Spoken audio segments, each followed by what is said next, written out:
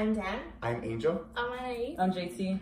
Today we're going to be talking about sex trafficking here in the Permian Basin and just a general idea of what sex trafficking is and how to prevent it, how to not become a victim, and different kinds of cases and what the Permian Basin is doing to prevent it here in the Permian Basin. Sex trafficking is the sexual exploitation of people with the intent of personal gain, benefits such as money and for pleasure. There have been a total of about 4,000 cases here in Texas themselves of sex trafficking, and of those, about 70% have involved women and children. The rest are either those that are males or part of the LGBTQ community.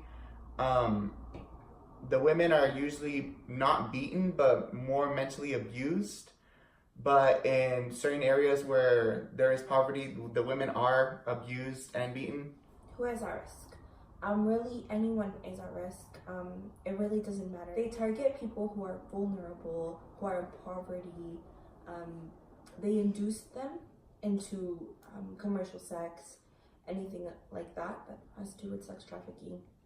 It doesn't matter the person's age, the person's physical appearance, even their gender or preferences. Like, they don't care. They simply take you and they put you on the market. How to identify sex trafficking victims and who to report it to.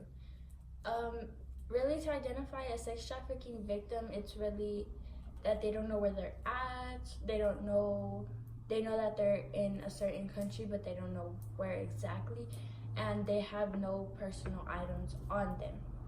And really, to who to report it to, I would say like authorities or like the police officers or someone in higher power. How to prevent being a victim is not to be alone. Always be in a public area. Never put yourself in a situation where you're out after hours or out in the dark. Always know your surroundings and the people that are around you. And if you notice somebody that's following you, go somewhere to a safe location and tell them that you feel like somebody's following you. A specific case we chose as a group that truly alarmed us was that 17 charges were filed against Martha Mulcahy for sexual assault of a child and sexual exploitation. This woman, her ex-boyfriend, and her husband, they would make younger children perform sexual acts for several years. They pretty much had people go into their home and obviously use the kids, who some were her nieces, friends, and people, of course, like in the community that were again vulnerable, and they would take it into their house and make them perform sexual acts. And some of the vulnerabilities that Daneida was talking about, about who is at risk, there was a kid involved in the case that Daneida was talking about a child who was going in for counseling because her father had just passed away, and the couple that was at the time abusing the children had started to abuse her for about a good 2 years, and that's just one of the vulnerabilities, and that's a risk for children nowadays being counseled for certain things because parents don't really realize it, and it can lead to sexual exploitation and sex trafficking. While the case was ongoing, the bail of this couple was almost $3 million.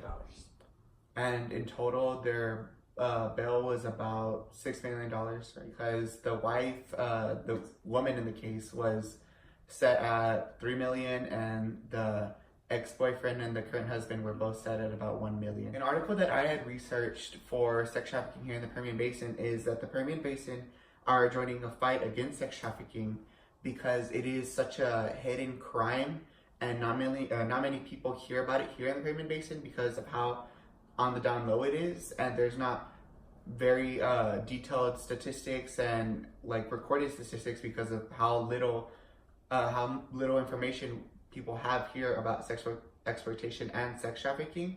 The Permian Basin is setting up workshops to help with taking down sex trafficking here in the Permian Basin, and they had recently filmed a PSA as well with a well-known actor, Matthew McConaughey, and they talk about how some of the minors here, which is about 300,000 to 79,000, have been victims of sex trafficking, and how they want to prevent it and deter children into going into certain circumstances to where they can be sex trafficked.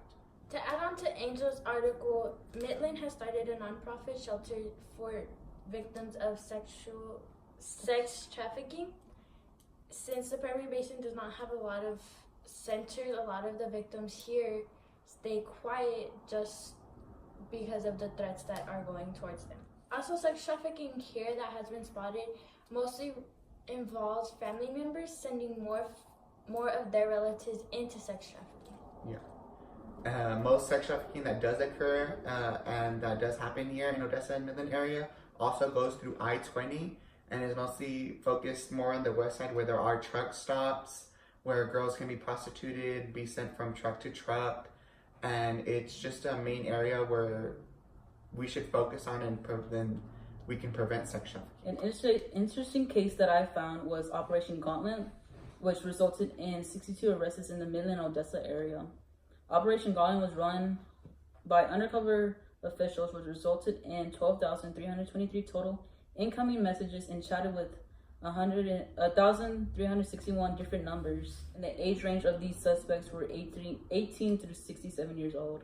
So mostly a bunch of these victims that were in the case and that were trafficked were mostly solicited and prostituted, even though the operation did have the officers go undercover and portray themselves as 13-year-olds, and that just shows that if the 13-year-old were to be a real thing, then these suspects could have taken that 13-year-old and then sex trafficked them and exploited them. In the area of Midland, Odessa area, they have already secured funding to open a facility they are calling the Village, and it's homes that they will shelter 21 victims at a time to proceed in curing them or helping them through this stressful process of sex trafficking that they went through.